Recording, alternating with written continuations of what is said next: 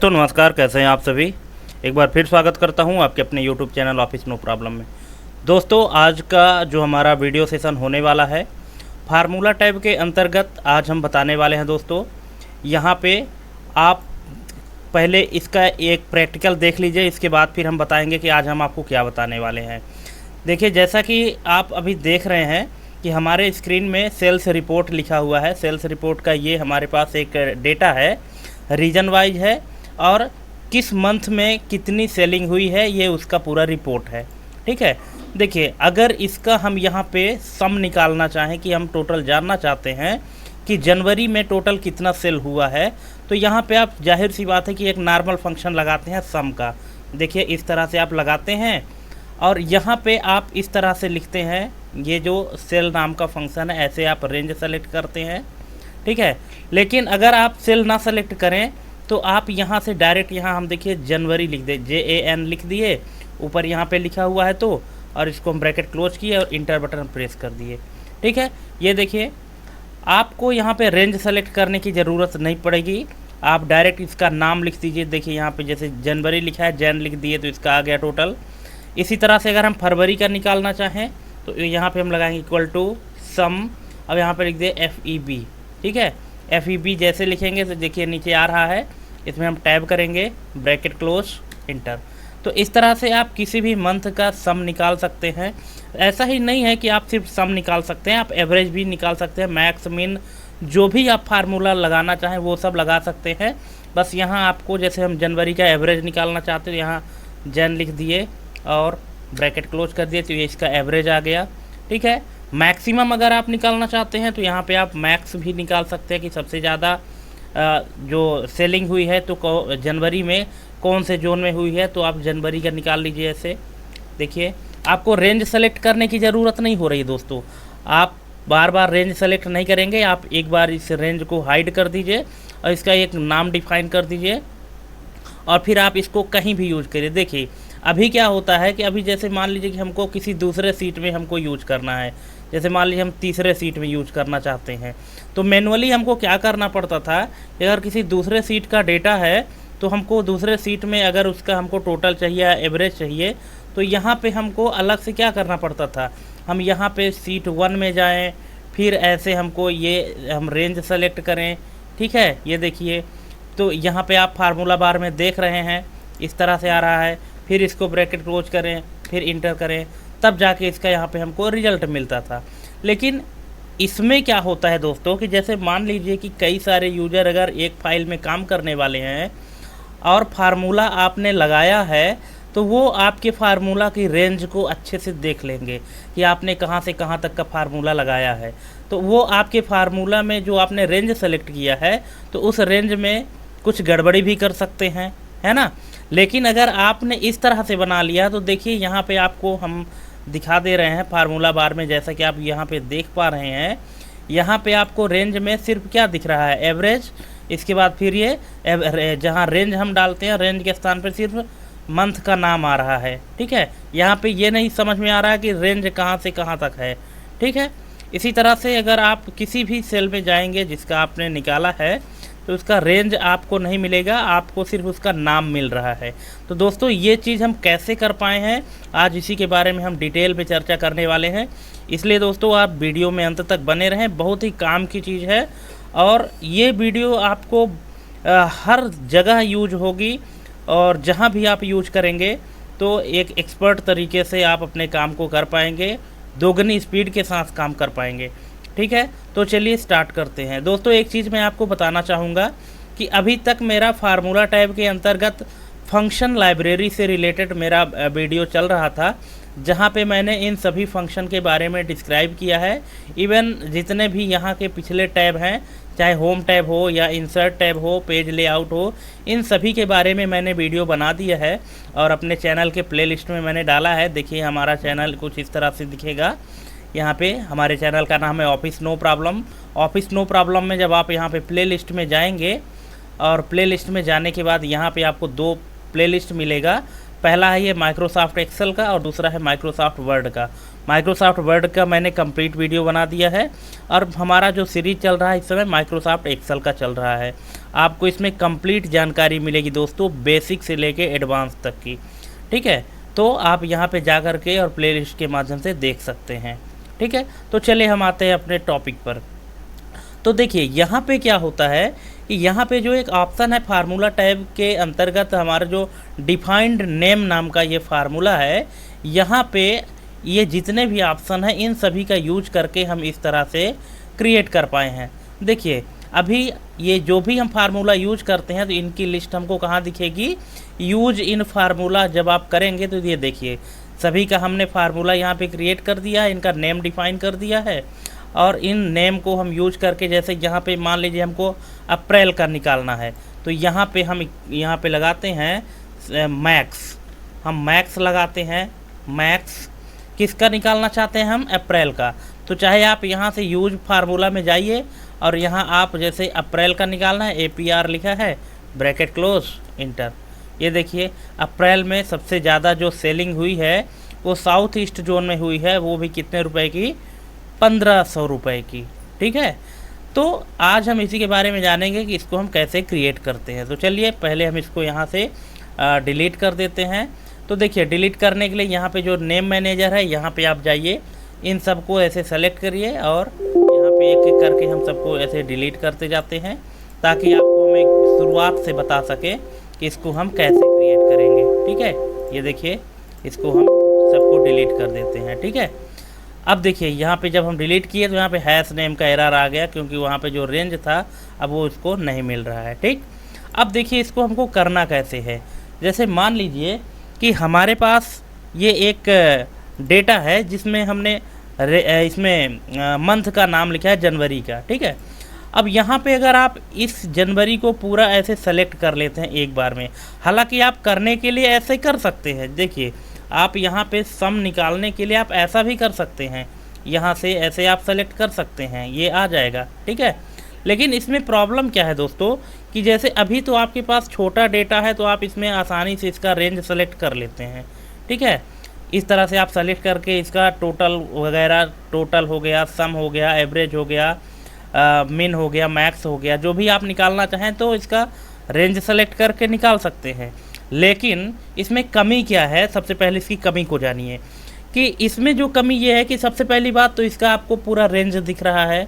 कोई भी Excel user आपके डेटा रेंज को देख करके उसमें कोई भी चेंजेस कर सकता है, कोई भी छेड़खानी कर सकता है, क्योंकि यहाँ पे जो आपका फार्मूला बार है तो टोटल फार्मूला बार में आपका रेंज दिख रहा है। तो ये एक कमी हो गई। दूसरी कमी ये है कि अगर मान लीजिए कि आपके पास बहुत ज़्यादा डेटा है, 1000 2000 डेटा है, तो फिर आपको बार बार रेंज सेलेक्ट करना पड़ेगा, बार बार रेंज सेलेक्ट करना पड़ेगा तो बहुत लंबा रेंज हो जाएगा। इसलिए आप क्या करिए कि सभी रेंज के लिए आप एक स्पेसिफिक नाम डिफाइन कर लीजिए और जब वो नाम डिफाइन आप कर लेंगे फिर उस नाम को आप कहीं भी यूज करिए, पूरे वर्कबुक में हर जगह पे यूज हो जाएगा। अब देखिए यहाँ पे इसी सीट में इसका टोटल हम निकाल रहे हैं तो यहाँ पे आ रहा है आसानी से। ठीक है, लेकिन अगर हम मान लीजिए सीट नंबर 3 में जाएं और यहाँ पे अगर हम निकालना चाहें, यहाँ पे देखिए इक्वल टू सम, यहाँ पे हम निकालें। अब हमारा जो डेटा है वो कहाँ है, सीट 1 में है, तो हम फिर से कहाँ जाएंगे, सीट 1 में जाएंगे। और जैसे सीट 1 में जाएंगे तो देखिए यहाँ पे सम के बाद सीट 1 लिखा गया, सीट 1 एक्सक्लेमेशन, फिर इसका हम ऐसे रेंज सेलेक्ट किए। ठीक है, रेंज सेलेक्ट किए ना, फिर यहाँ पे हम अगर सीट 2 में जैसे ही आते हैं तो यहाँ पे इस तरह से दिखने लगता है। अब यहाँ पे सीट 1 हो गया, अब यहाँ से इसको फिर से हमको सीट 1 करना पड़ेगा। अब यहाँ पे हम इसको ब्रैकेट क्लोज इंटर करेंगे, तब जाके देखिए इसका इतना बड़ा हमारे पास ये रेंज आ गया है। लेकिन हमको ऐसा नहीं करना है, हमको क्या करना है, हमको इन सब का नेम डिफाइन कर देना है। तो देखिए कैसे करेंगे हम नेम डिफाइन। सबसे पहले इस पूरे रेंज को ऐसे आप सेलेक्ट करिए। सेलेक्ट करने के बाद आपको जाना है फार्मूला टैब के अंतर्गत डिफाइंड नेम में। यहाँ पे आपको सबसे पहला ऑप्शन मिलेगा डिफाइन नेम, इसमें आपको क्लिक करना है। जैसे ही आप क्लिक करेंगे तो यहाँ पे देखिए नेम आ रहा है, स्कोप आ रहा है और कमेंट आ रहा है। ठीक है, नेम में जो आपके टेबल की हेडिंग है, हेडिंग में जैन लिखा है तो बाय डिफ़ॉल्ट उसको उठा लिया है। अगर आप यहाँ पे कुछ दूसरा नाम देना चाहते हैं तो आप अपने हिसाब से दे सकते हैं, कोई दिक्कत नहीं है। ठीक है। बस ये है कि आपको याद रखना पड़ेगा कि आपने इस कॉलम के लिए कौन सा नाम दिया था, इसीलिए हम हेडिंग सहित सेलेक्ट किए हैं, ताकि हेडिंग से हमको पता चल जाए कि हमको कौन से मंथ का निकालना है। तो हेडिंग में चूँकि मंथ का नाम ही लिखा है, इसीलिए इसको हमने लिखना उचित समझा। ठीक, इसके बाद फिर होता है स्कोप। स्कोप का मतलब होता है कि आप ये जो नाम डिफाइन कर रहे हैं तो ये कहाँ कहाँ काम करेगा, पूरी वर्कबुक में करना चाहिए या कि इसी सीट बस में करना चाहिए। अगर आप सिर्फ इसी सीट में करना चाहते हैं, सीट नंबर 1 में, तो यहाँ पे आप सीट 1 सेलेक्ट कर दीजिए। अगर आप चाहते हैं कि पूरे वर्कबुक में काम करे, तो पूरे वर्कबुक के लिए वर्कबुक सेलेक्ट कर दीजिए। अब यहाँ पे आप कमेंट में कुछ भी दे दीजिए कि आप इस कमेंट के माध्यम से क्या बताना चाहते हैं। जैसे टूल टिप टेक्स्ट में आता है ना कि क्या लिखना है, ये जनवरी क्या है, ठीक है, तो ये दे दीजिए। अगर देना हो तो, नहीं देना है तो ऑप्शनल है, छोड़ सकते हैं। अब यहाँ पे रेफर्स टू में यहाँ पे इसका ये रेंज आ गया है कि सीट 1 में D5 से लेकर के D16 तक का रेंज है। अब इतना करने के बाद इसको हम कर देंगे ओके। और जैसे ही हम ओके करेंगे तो ये जो नाम है अब हमारा जनवरी का शॉर्ट फॉर्म में JAN, तो ये देखिए यहाँ पे शो होने लगा है। ठीक है, अब आप ये जैन को आप किसी भी तरह से यूज कर सकते हैं। जैसे यहाँ पे अगर हम सम निकालें तो यहाँ पे आप लिखिए जैन, ये देखिए आ गया, ब्रैकेट क्लोज, इंटर। ठीक है, अब आप किसी भी सीट में यूज करिए। हम सीट 3, मान लीजिए हमारे पास सीट 4 है, हम यहाँ पे यूज करना चाहते हैं। अब यहाँ पे हम यूज करेंगे सम। अब हमको बार बार सीट 1 में जाने की ज़रूरत नहीं है, यहाँ पे हम डायरेक्ट लिख देंगे जैन और ब्रैकेट क्लोज, इंटर। ये देखिए टोटल रिजल्ट हमको आ गया। भले ही डेटा हमारा सीट 1 में रखा हुआ है, लेकिन हमने क्या किया हुआ है, हमने किया है कि इसका हमने नाम डिफाइन कर लिया है। और अब हम इस नाम को, इस जनवरी के डेटा को हम कहीं भी यूज कर सकते हैं विदाउट रेंज। ठीक है, तो ये अब देखिए यहाँ पे फार्मूला बार में देखिए कि रेंज दिख ही नहीं रहा है, सिर्फ नाम दिख रहा है। ठीक है, इसी तरह से आप फरवरी के लिए भी कर सकते हैं। आप ऐसे फरवरी को सेलेक्ट करिए। ठीक है, फरवरी को सेलेक्ट करिए, डिफाइन नेम में जाइए, यहाँ पे आ गया फरवरी और ये फरवरी का रेंज आ रहा है, इसको कर दीजिए ओके। अब आप यहाँ फरवरी को भी सेलेक्ट कर सकते हैं। जैसे यहाँ पे आप लिखिए सम, यहाँ पे आपको ब्रैकेट इक्वल लगाना है पहले, सम, फिर इसके बाद ब्रैकेट ओपन, फिर लिखना है, चाहे आप यहाँ से लिख दीजिए फरवरी लिख दीजिए, या कि चाहे आप यूज इन फार्मूला में जाइए। देखिए जितने भी फार्मूले आप नेम डिफाइन करते जाएंगे उसके नाम यहाँ पे आते जाएंगे। ठीक है, यहाँ पे FAB आ गया, ब्रैकेट क्लोज, इंटर। ठीक है, यहाँ पे बाकी आप इसको अगर क्रॉस चेक करना चाहें तो यहाँ भी आप सम लगा के देख सकते हैं, सेम रिजल्ट आएगा। देखिए 13,425, यहाँ भी 13,425 आ रहा है।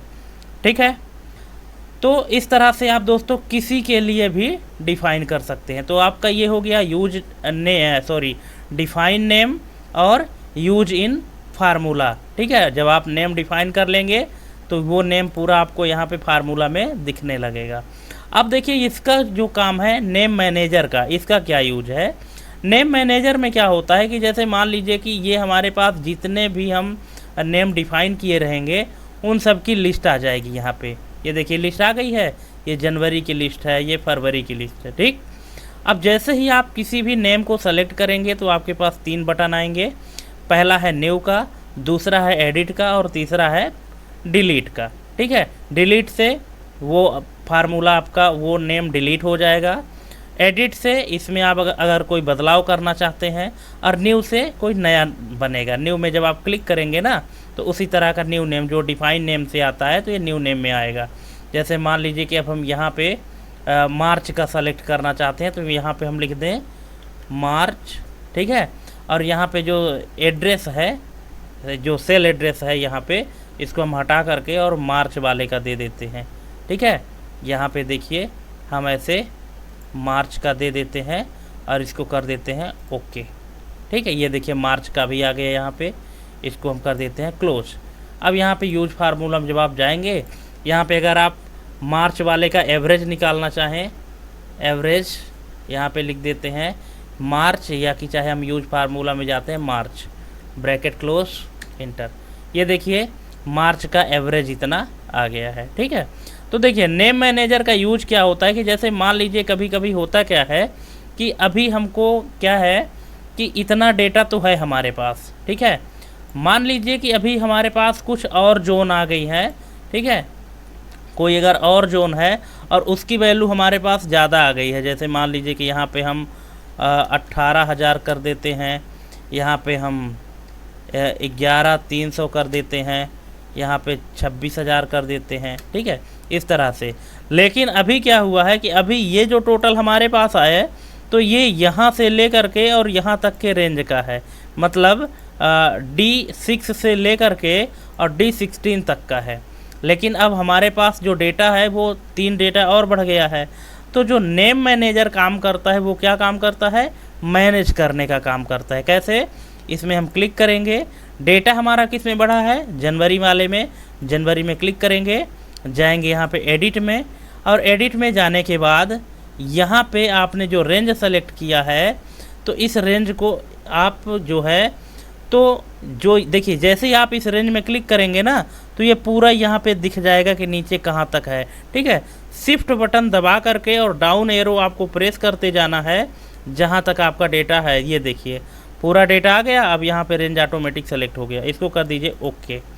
अब ओके करेंगे, क्लोज करिए, देखिए इसका रिजल्ट ऑटोमेटिक बदल गया है, 66,995 आ गया है। अब देखिए सीट 4 में आपने यहाँ पे देखिए यहाँ पर भी ऑटोमेटिक अपडेट हो गया है, ठीक है। ये देखिए 66,995।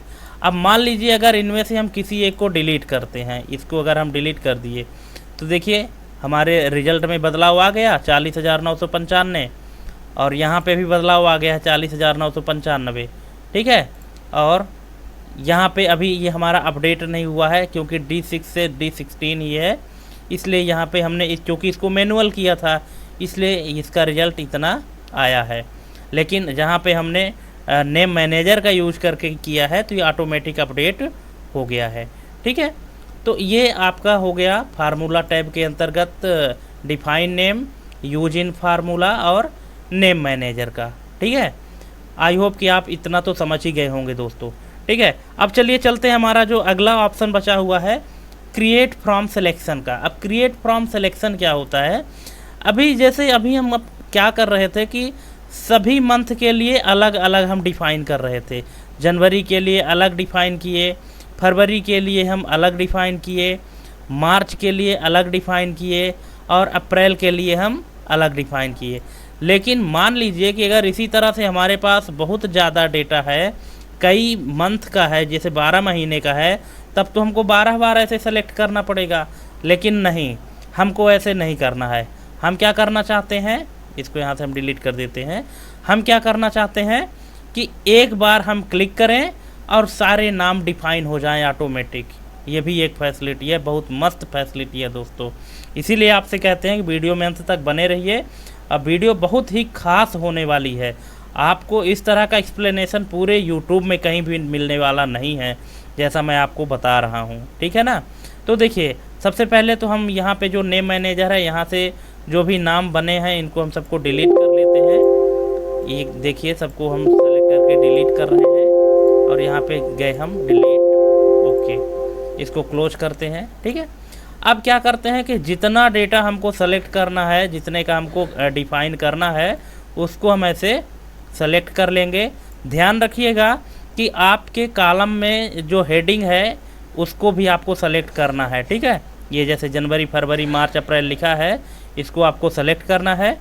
इसके बाद फिर डिफाइन नेम में अब नहीं जाना है, अब आपको जाना है क्रिएट फ्रॉम सिलेक्शन में। क्रिएट फ्रॉम सिलेक्शन में जाना है तो यहाँ पे आपको मिल जाएगा कि create name from values in the. अब आप जो नाम क्रिएट करने जा रहे हैं तो वो नाम की वैल्यू कहाँ है, टॉप वाले रो में है कि लेफ़्ट कॉलम में है कि बॉटम रो में है कि राइट रो में है। तो जाहिर सी बात है कि हमारा यहाँ पे हेडिंग में लिखा हुआ है, तो हेडिंग कहाँ होती है, टॉप रो में होती है। तो ये टॉप रो ऑटोमेटिक टिक है, अगर ना टिक होता तो आपको टिक करना पड़ता, और इसको आप कर दीजिए ओके, ठीक है। अब देखिए यहाँ पे यूज इन फार्मूला में जाइए, आपको पूरे फार्मूले एक बार में बने हुए मिल जाएंगे, ठीक है। यहाँ पे देखिए, अब यहाँ पे आप जाइए, कोई भी फार्मूला लगाइए। जैसे मान लीजिए कि हमको निकालना है कि इक्वल टू एवरेज निकालना है हमको, और किसका एवरेज निकालना है, यूज फार्मूला में जाइए और यहाँ पे निकालना है जनवरी का, ब्रैकेट क्लोज इंटर। ये जनवरी का एवरेज है। अब जैसे हमको फरवरी का मैक्सिमम निकालना है तो इक्वल टू मैक्स किसका निकालना है, फरवरी का, फरवरी टाइप करिए, ब्रैकेट क्लोज, फरवरी का मैक्सिमम।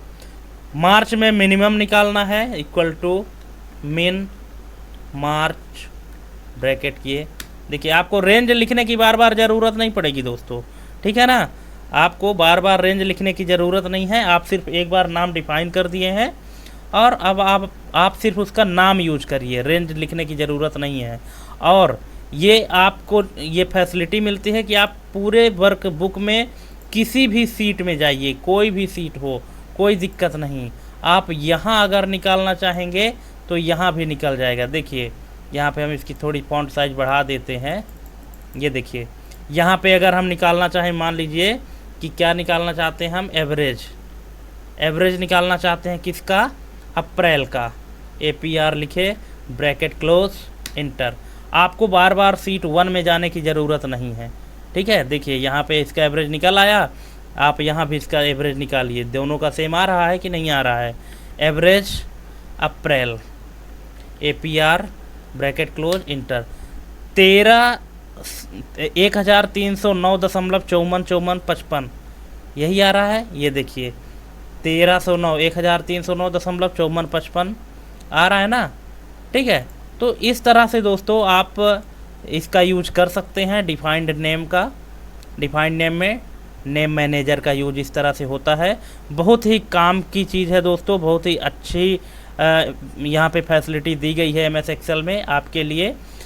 तो आई होप कि आपको ये वीडियो अच्छा लगा होगा, और अगर वीडियो अच्छा लगा हो तो हमारे चैनल को सब्सक्राइब करना, वीडियो को शेयर करना, लाइक करना बिल्कुल ना भूलें।